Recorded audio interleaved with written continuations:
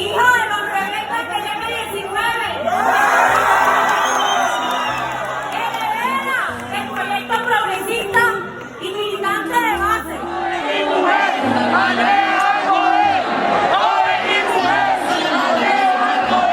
Asumir la Secretaría General de los Miedos y me dijeron, Andrea, eso es imposible. Y yo respondí, más miedo me da que no le cumplamos al presidente Gustavo Petro. Más miedo me da que no esté el Caribe, que no estén las mujeres y que no estén las juventudes en la dirección del movimiento nacional. Personajes del día. Noticias de última hora. Alianza informativa de Impacto News.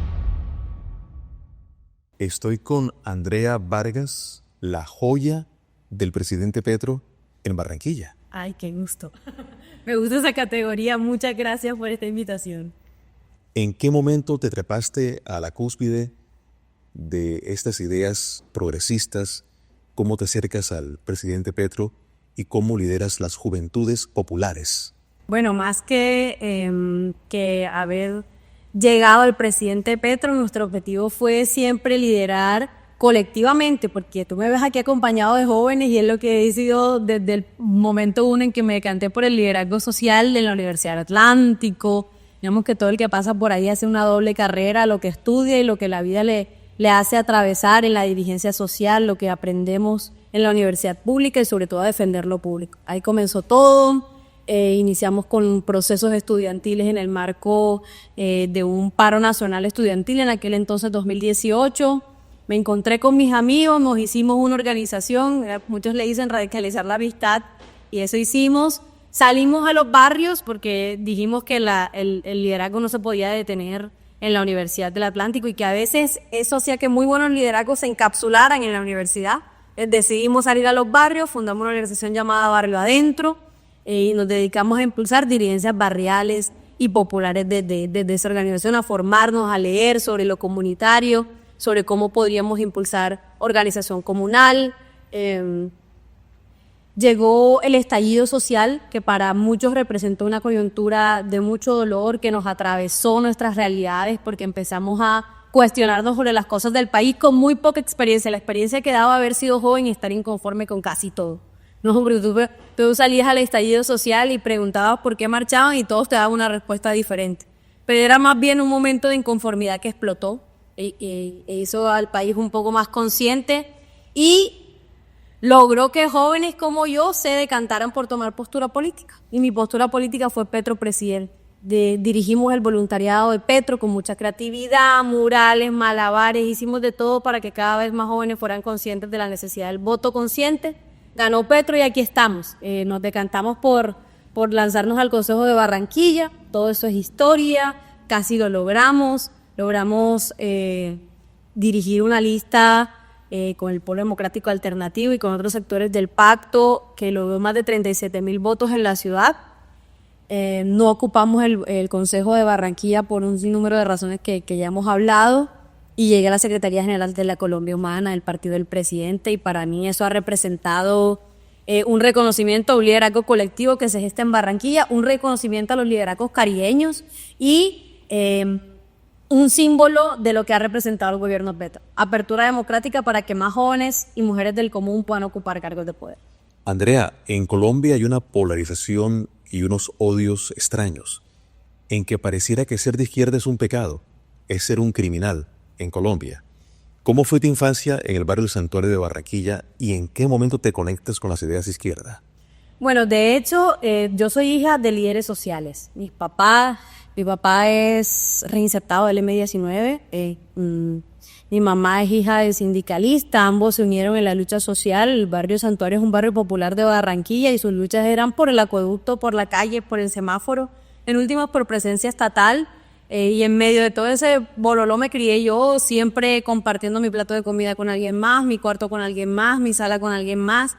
Sin duda el sentido de lo colectivo siempre estuvo presente, pero sabes, hay algo curioso y es que mis papás siempre quisieron protegerme precisamente por eso que describes. porque las condiciones para los tiempos en los que viví mi infancia, los 2000, eran absolutamente adversas para los liderazgos de izquierda, y eso hizo que muchos se tuvieran que exiliar, que muchos fueran asesinados, que muchas de sus familias fueran perseguidos, y no era el futuro que querían para mí.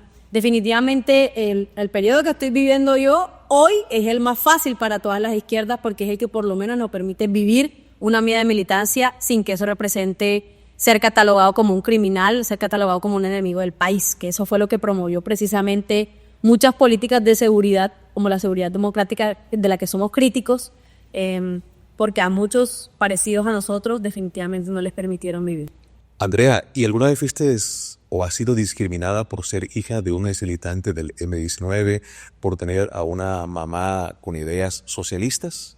Yo creo que principalmente en la campaña, cuando mi imagen se hizo un poco más pública, pues ese era el objetivo de la campaña, el Consejo de Barranquilla, pero yo sabía y estábamos preparándonos para eso. Es decir, nosotros sabíamos lo difícil que iba a ser en una ciudad como Barranquilla, que aunque progresista, tiende a estigmatizar a toda alternancia al modelo de ciudad actual, e incluso las propuestas más sosegadas eran tildadas de socialistas, de radicales, de demasiado para lo que la ciudad estaba viviendo en términos democráticos, porque en realidad no había una alternancia que no pudiera señalar como legítima por quienes gobiernan la ciudad.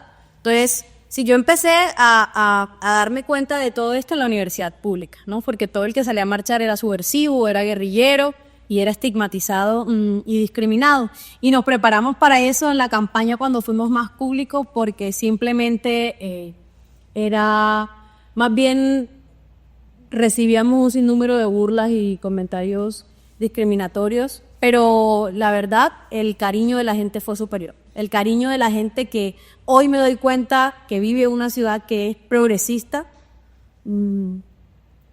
fue superior a cualquier intento de boicot a nuestra campaña, y creo que eso se notó en las calles, en las redes, y que hoy lo recibimos con todo el cariño que hemos logrado catapultar en este proyecto. ¿Barranquilla es la novia esquiva de Álvaro Uribe Vélez?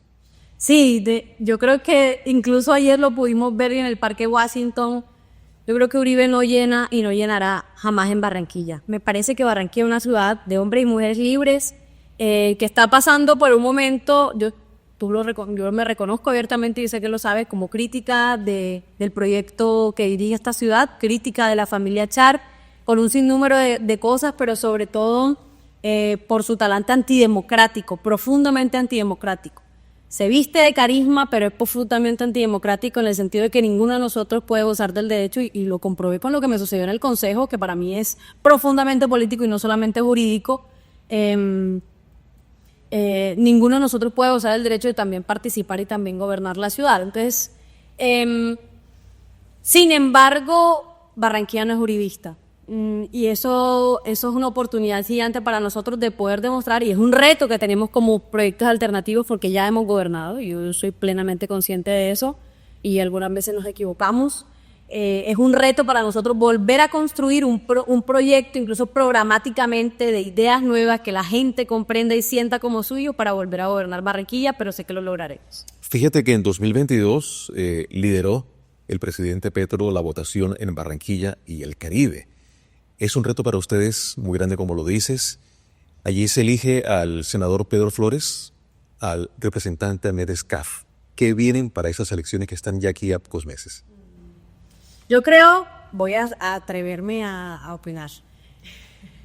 Yo creo que en 2022 hubo un factor absolutamente poderoso, y era Petro liderando las elecciones, ¿no? Y confiamos en todo el territorio nacional en su criterio, porque creíamos en la tesis del Frente Amplio, creíamos en la tesis genuinamente de pactar con sectores que, aunque diferentes a nosotros, hacían parte de un proyecto democrático, en el sentido de que no eran fascistas y su talante no era de excluir al otro, y se unieron por una causa fundamental, que era la democracia en Colombia y lo que representaba Petro. Hoy, 4 años después del 2022, aunque seguimos sobre esa tesis, porque vamos a la consulta, por ejemplo, en marzo, después de la de octubre del Frente Amplio, vamos a la de marzo. Sabemos que tenemos que compartir un próximo gobierno igual que este, codirigir el país con sectores de centro, centro-izquierda, liberales, demócratas.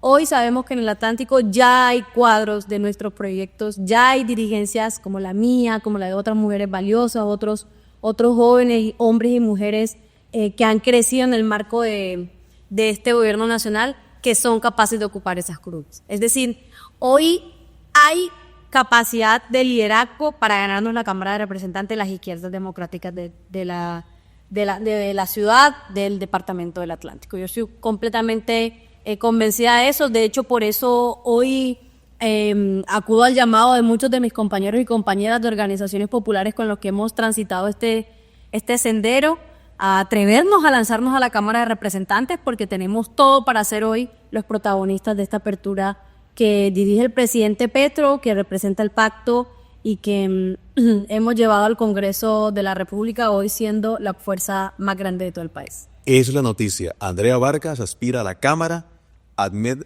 va al Senado, Pedro Flores repite Senado. Pedro Flores repite Senado, Ahmed tiene una aspiración a Senado, ambas muy interesantes. Nosotros estamos con la fuerza de los movimientos populares que hemos habitado, que hemos construido, con la firme convicción de que la gente comprometida con nuestras bases tiene que liderar y tienen que ocupar esos escenarios y ya no verlos desde afuera como espectadores, ya no simplemente apoyar a alguien más porque no había cuadros, no había liderazgos. Hoy los hay y vamos con la fuerza de las mujeres y las juventudes al poder en la plaza. Fíjate que yo te he seguido la pista y veo un liderazgo local interesante, pero siento que tu vida tiene un antes y un después.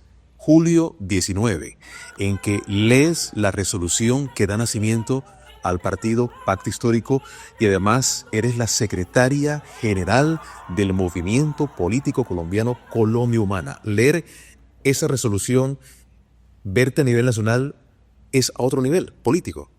Sí, yo le doy gracias a la vida, a Dios, por permitirme ocupar estos escenarios que, como te digo, no hubieran sido posibles si lo hago sola. Yo soy fervientemente creyente del poder de lo colectivo, del poder de lo comunitario. Nosotros nos hemos decantado a proyectar una imagen fresca y que se ve reflejada en mí y como joven y mujer, pero este es fruto del esfuerzo de un montón de hombres y mujeres históricos, también mayores, de mis compañeros de universidad, de nuestros compañeros que nos encontramos en los barrios y en las veredas del departamento y de todo el territorio y de la región Caribe. Y sí, llegué a la Secretaría General, de hecho, como un mensaje político. Primero, de renovación de la política, que a veces incluso dentro de la izquierda no se nota y hace falta.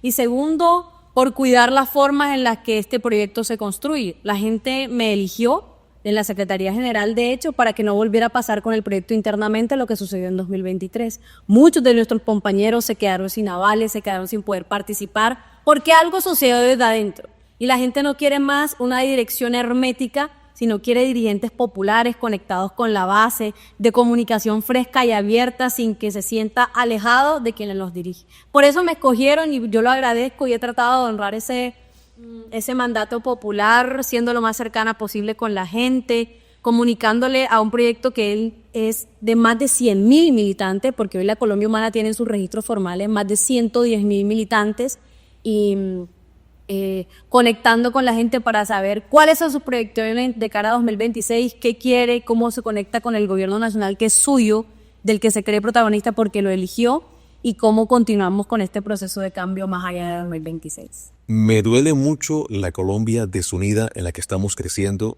por varias generaciones. Hoy estamos defendiendo la isla Santa Rosa con Perú y te vi muy crítica en redes en que los medios atacan al presidente Petro. ¿Cuál es tu concepto? ¿Cuál es tu crítica del manejo de los medios de comunicación con la política, con la derecha, con la izquierda, con elecciones, con el juicio Uribe, con el debate de la isla Santa Rosa con Perú?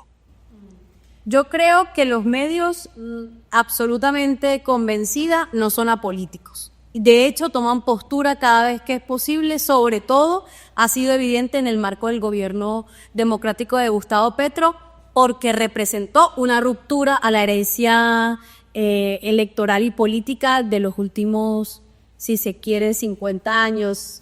Incluso algunos hablamos de todo el periodo de república en Colombia. Es decir, Petro es diferente a todo lo que ha gobernado en el país. Y eso significó para los medios la incapacidad de mostrarse imparciales. Hoy, con el debate de la isla Santa Rosa, lejos de defender los intereses nacionales que debieran ser los defendidos por todo ciudadano colombiano, critican al presidente Gustavo Petro y amplifican los mensajes de la presidencia del Perú. A mí me parece una contradicción casi que rechina en el sentido común de todos los colombianos que lo leen, y de hecho lo que logra es deslegitimar mucho más a los medios que, critico, son corporativos, tienen su cabeza al mando en las grandes empresas y en el gran empresariado y conglomerado empresarial nacional. Eso los condiciona en sus opiniones. Eso, y creo que es un debate que frente a lo ético y la verdad para el pueblo hay que dar. Algunos no. Hay medios independientes, hay gente que genuinamente ama la investigación periodística, a quienes respeto porque me parece además una profesión excelente. Y hubiera querido también ser periodista, pero siendo política me cuesta, y es precisamente el llamado que le hacemos al periodismo colombiano. O se es político o se es periodista. Te leí en redes, Francia no es traidora. Francia Márquez no es un tótem, no es impecable, cometió errores, como muchos en este gobierno, pero no es traidora. ¿Por qué dices esto? Bueno, yo soy feminista, ¿no? Y le hago crítica, sobre todo ocupo el poder haciéndole críticas al poder. Yo creo que la figura de Francia, sin duda por simbólica, llegó hasta donde está, siendo un fenómeno político, y quizá el hecho de que se hubiera convertido en un fenómeno político no nos permitió ser tan meticulosos con cada uno de los elementos que traía consigo. Habremos pasado por alto defectos en sus dirigencias, que los tienen todos los líderes nacionales. Habremos pasado por alto sus alianzas, que las tiene, y no todas son absolutamente puras y de izquierda. Pero yo encuentro en la crítica hacia Francia algunos elementos estructurales de racismo y clasismo que son propios tanto de la izquierda como de la derecha en un país tan colonialista como Colombia, de una herencia colonial. Entonces, es muy difícil para algunas personas ver la delgada línea entre la crítica seria y el racismo. Y no creo que como fuerzas de izquierda nosotros debamos promover el racismo. Sin embargo, creo que ha cometido errores. Es decir, no es para nada fuera de lugar el hecho de que nosotros le exijamos una postura clara y explícita sobre lo que pasó con Leiva. Y no fue ni clara ni explícita su postura y su justificación. Sin embargo, yo creo que son cosas que internamente el proyecto debe ir ajustando, que no debemos descompartimentar para darle elementos al enemigo o para darle elementos a nuestros contrincantes en una coyuntura tan delicada como la electoral y en un momento de polarización que tiene el país tan delicado que puede traducirse en violencia. Nosotros vimos cómo Francia fue vilipendiada por una derecha racista y una derecha patriarcal, cómo hubo señoras que tuvieron que ser condenadas o aprehendidas porque la llamaron simio, porque la llamaron mico, y creo que debemos alejarnos de esas posturas sin perder la capacidad de crítica. Por eso también digo que no es un tote, es decir, no es una virgen del Carmen a la que rezarle. Habrá que criticarla e internamente lo haréis. Muy bien. Tienes un acercamiento con Fuerza Ciudadana. ¿Qué opinas de este movimiento en el Magdalena? Está muy en los adentros del pacto histórico. Como secretaria de la Colombia Humana, ¿hay que unirse todos los pensamientos progresistas y de izquierda? Sí, ahí aparece Fuerza Ciudadana, un movimiento interesante y sin duda ha sabido demostrar que sabe construir poder local y sabe construir poder regional. Me gustaría que Fuerza Ciudadana durante todos sus mandatos hubiera sido más cercana al pacto y hubiera reconocido a otras fuerzas alternativas mucho más de lo que lo hizo. Creo que todavía tiene el poder para hacerlo, depende mucho de la voluntad política de sus principales dirigentes, depende mucho de Carlos Caicedo.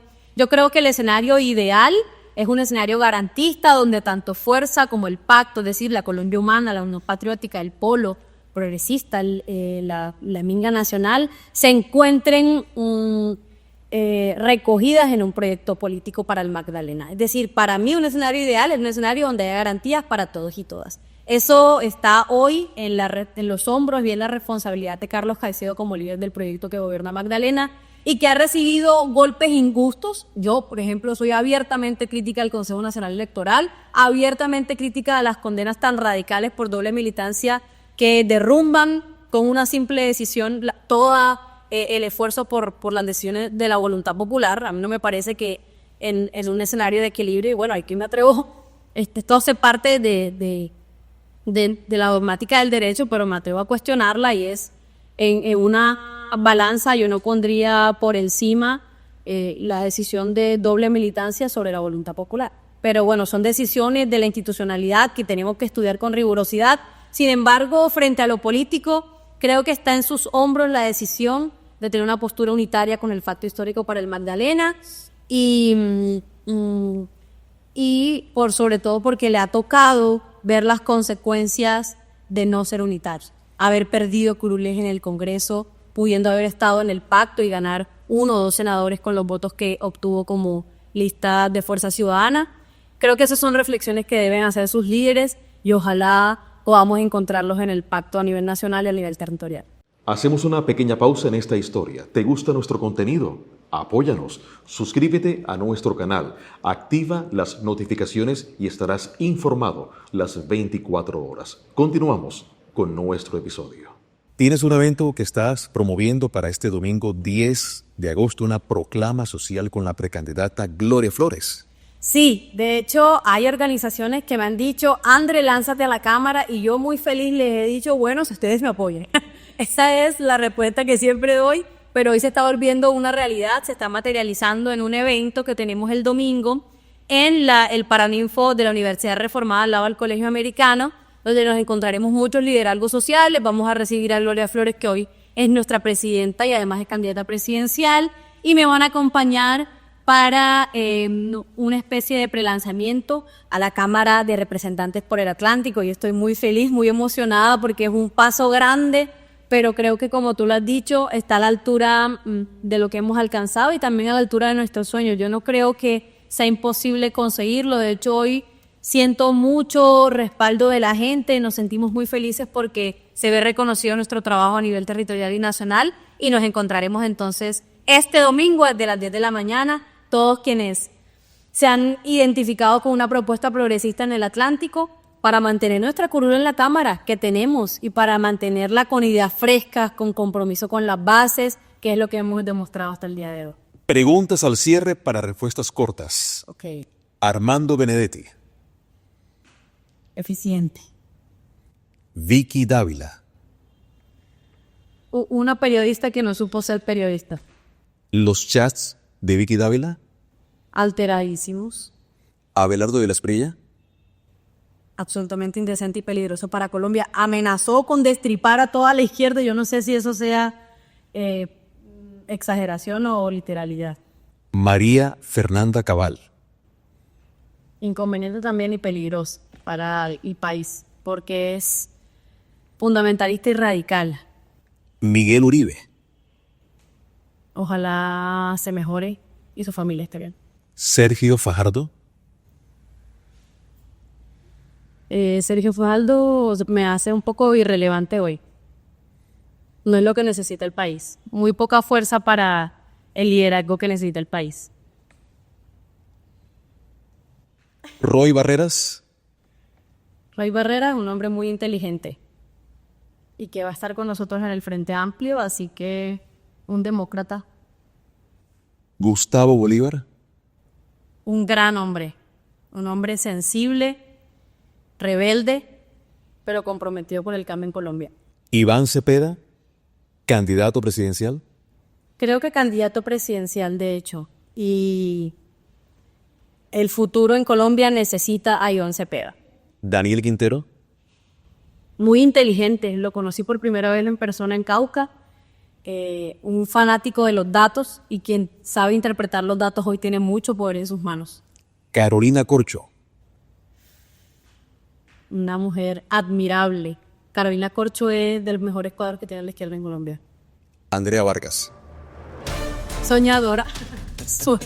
Soñadora, alegre, carismática, feliz, sobre todo comprometida con la organización popular, que creo que es lo que ha logrado sacar adelante los procesos alternativos en Colombia, y eso es lo que seguiré siendo, organizando a la gente, acompañando a la organización.